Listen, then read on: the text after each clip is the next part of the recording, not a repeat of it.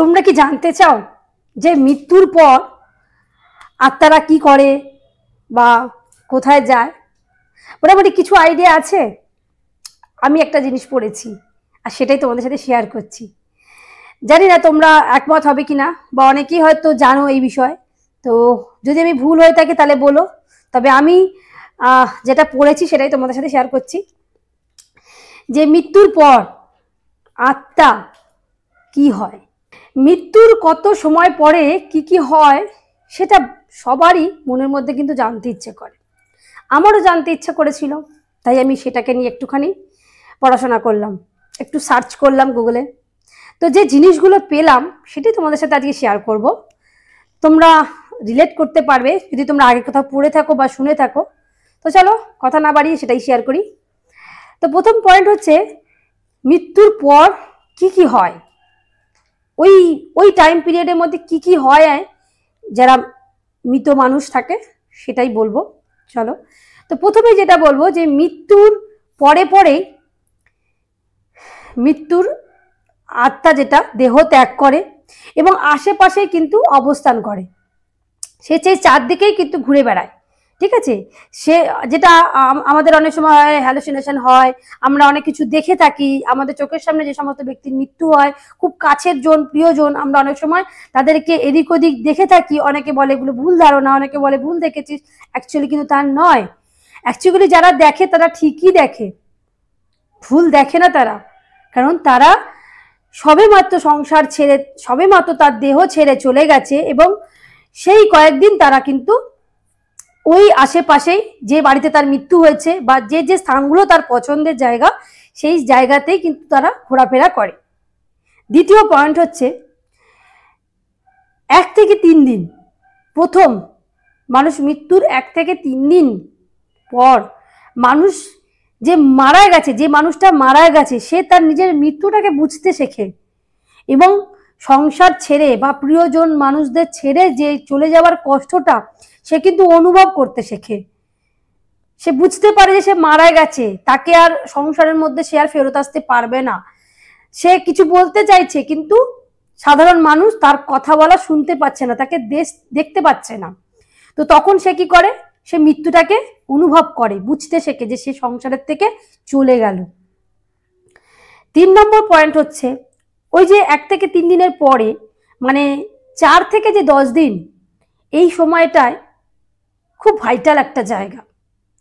এই সময়টা খুব কঠিনতর একটা পর্যায় মানুষের জীবনে, মানে যে সমস্ত মানুষ মারা গেছে তাদের জীবনে বলছি।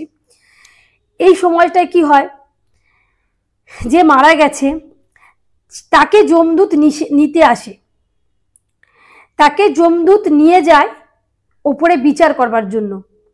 ওই 4 থেকে 10 দিন সে ওই মৃত মানুষটাকে নিয়ে যায় তার বিচার করবে বলে। আর বাড়ির লোকও সেই পিরিয়ডটাতে বিভিন্ন রকম টানা পোড়েনের মধ্যে, বিভিন্ন একটা অস্বস্তির মধ্যে কিন্তু তারাও কাটে, কারণ তাদের প্রিয় আপন মানুষকে তারা ছাড়তে বাধ্য হয়েছে। কারুর যে কেউ হতে পারে, আমি নাম বলবো না, কিন্তু যার যে প্রিয় মানুষটা পৃথিবী ছেড়ে চলে গেল তার একটা শূন্যতা রয়েছে এবং তার যে বারবার ব্যাক করার যে একটা টেন্ডেন্সি, ফিরে ফিরে আসার যে টেন্ডেন্সি, তাতেই কিন্তু মানুষ যেটা হয় ভয় পায়। মানুষ দেখতে পায় তাদেরকে, ভোরবেলায় দেখতে পায়, মাঝরাতে দেখতে পায়, এটা আর কিছুই নয়।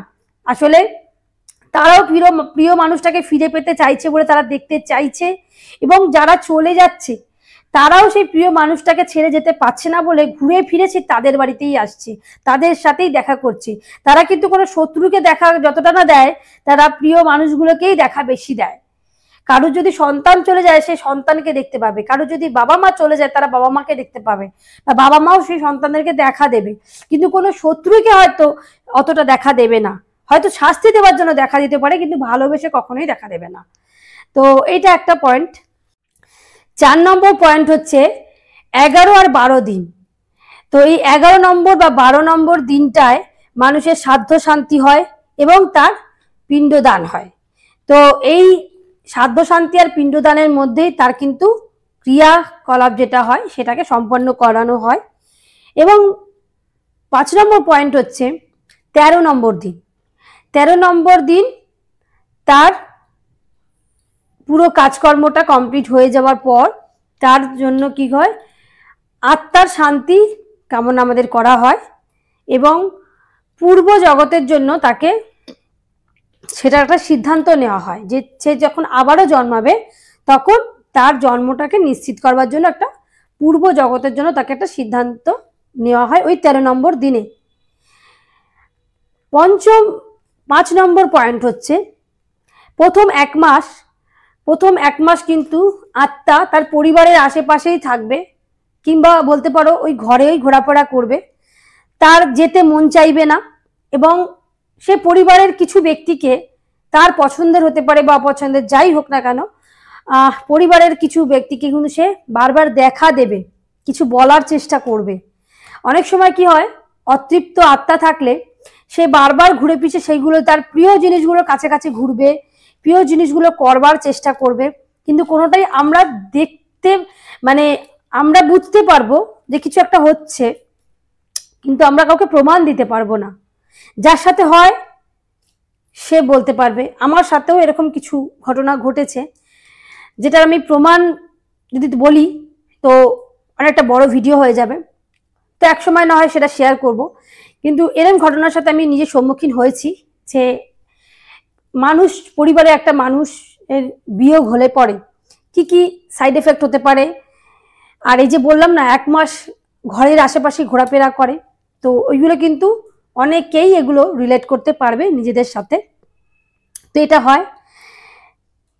6 নম্বর বা 7 নম্বর পয়েন্ট হলো যে তারপরে এক বছর পর পারলৌকিক ক্রিয়াকলাপ কমপ্লিট হলে বা কমপ্লিট করার সময় তখন এই সিদ্ধান্ত নেওয়া হয় যাতে সে তার আত্মার শান্তি কামনা হয় এবং সে যেন পুনর্বার জীবন পায়, অন্য কোনোভাবে যেন সে জীবন পায়, পুনর্জন্মের জন্য একটা কিন্তু তাকে সিদ্ধান্ত দেওয়া হয় বা সিদ্ধান্ত নেওয়া হয়।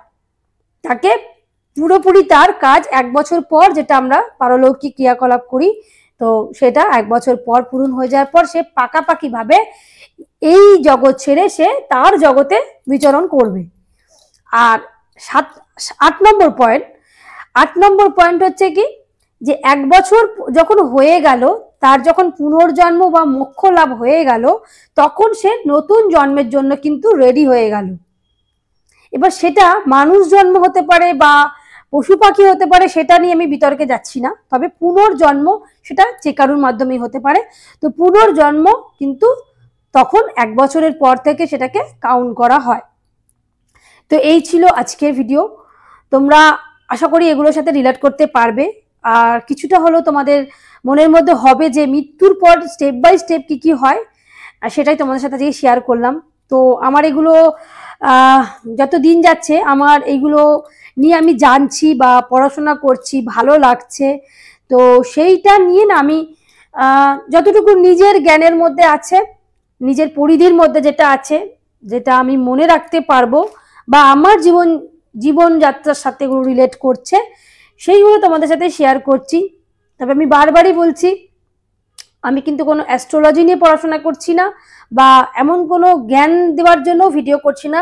ওই যে বললাম যে আমার নিজের যেগুলো জানতে ইচ্ছা হয় বা আমি গুগল সার্চ করে যেগুলো নিয়ে পড়াশোনা করি নিজের জন্য, জাস্ট নিজের জন্য জানার জন্য, সেইগুলো যখন আমি জানতে পারি বা সেটা থেকে একটা স্যাটিসফ্যাকশন আসে, তো সেইগুলো মনে হয় যে তোমাদের সাথেও একটু শেয়ার করি। যেহেতু আমি এই মানে ইউটিউবে রয়েছি, ফেসবুকে রয়েছি, বিভিন্ন রকম কন্টেন্ট ক্রিয়েট করি, তো আমার মনে হয় যে আমাকে অনেকে দেখে এবং যারা দেখে তারা যেন আমার এই ভিডিওগুলো দেখে এবং তাদেরও মনের যদি কিছু জানার ইচ্ছা থাকে, তারা আমার এই ভিডিওগুলো থেকে কিছু হলেও জানতে পারবে।